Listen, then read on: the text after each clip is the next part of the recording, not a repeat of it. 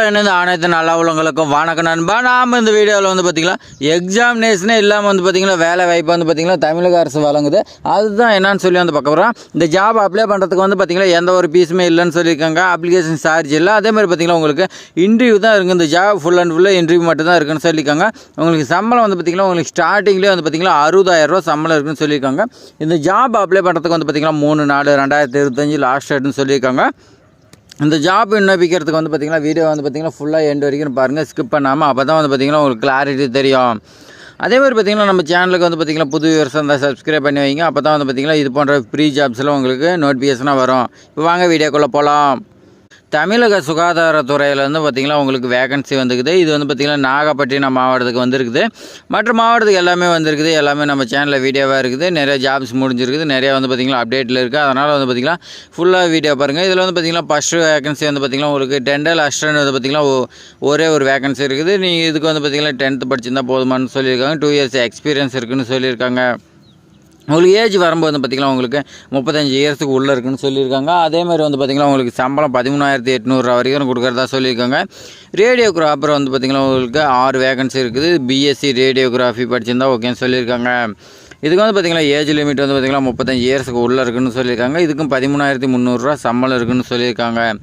அடுத்து வந்து பார்த்திங்கன்னா டென்டல் டெக்னீஷியன் வேகன்சி வந்து பார்த்திங்கன்னா ஒரே ஒரு வேகன்சி இருக்குது. இதுக்கு வந்து பார்த்திங்கன்னா 1 year 2 years கோர்ஸ் இருக்குது. அது வந்து பார்த்திங்கன்னா டென்டல் டெக்னீஷியன் படிச்சிருக்குன்னு சொல்லியிருக்காங்க. இதுக்கு ஏஜ் லிமிட் வந்து பார்த்திங்கன்னா 35 இயர்ஸுக்கு உள்ளே இருக்குன்னு சொல்லியிருக்காங்க. சம்பளம் வந்து பார்த்திங்கன்னா உங்களுக்கு 12,600 கொடுக்குறதா சொல்லியிருக்காங்க.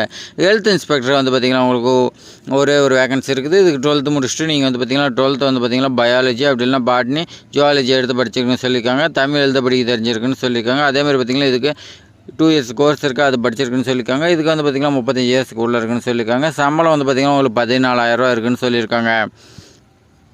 அடுத்து வந்து பார்த்திங்கன்னா மிட் லெவல் ஹெல்த் ப்ரொவைடர் வந்து பார்த்திங்கன்னா 6 வேகன்சி இருக்குது. இதுக்கு வந்து பார்த்திங்கன்னா பிஎஸ்சி நர்சிங் படிச்சிருந்தா ஓகேன்னு சொல்லியிருக்காங்க. இதுக்கு வந்து பார்த்திங்கன்னா 35 இயர்ஸுக்கு உள்ளே இருக்குன்னு சொல்லியிருக்காங்க.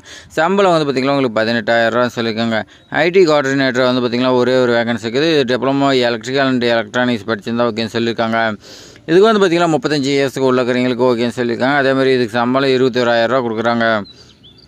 டிரைவர் கேட்டிருக்காங்க. இதுக்கு வந்து பார்த்திங்கன்னா நீங்கள் 8th பாஸ் பண்ணியிருந்தாவே போதுமானது. அதேமாதிரி 2 years வந்து பார்த்திங்கன்னா எக்ஸ்பீரியன்ஸ் கேட்டிருக்காங்க. ஹெவி லைசன்ஸ் கேட்டிருக்காங்க. இதுக்கு 35 இயர்ஸுக்கு உள்ளே இருக்குன்னு சொல்லியிருக்காங்க. 13,500 சம்பளம் இருக்குன்னு சொல்லியிருக்காங்க. ஆடியோ மெட்ரிஷியன் வந்து பார்த்திங்கன்னா ஒரு வேகன்சி இருக்குது. இதுக்கு வந்து பார்த்திங்கன்னா நீங்கள் 12th படிச்சிருக்கணும். 12th படிச்சுட்டு நீங்கள் சப்ஜெக்ட் வந்து பார்த்திங்கன்னா physics chemistry botany and zoology படிச்சிருக்குன்னு சொல்லியிருக்காங்க. இதில் வந்து பார்த்திங்கன்னா நீங்கள் 35 இயர்ஸுக்குள்ளே இருக்குன்னு சம்பளம் வந்து பார்த்திங்கன்னா 14,250 சொல்லியிருக்காங்க. அடுத்து வந்து பார்த்திங்கன்னா உங்களுக்கு நிறைய டீட்டெயில்ஸ் இருக்குது. ஃபுல்லாக ரீட் பண்ணிங்க.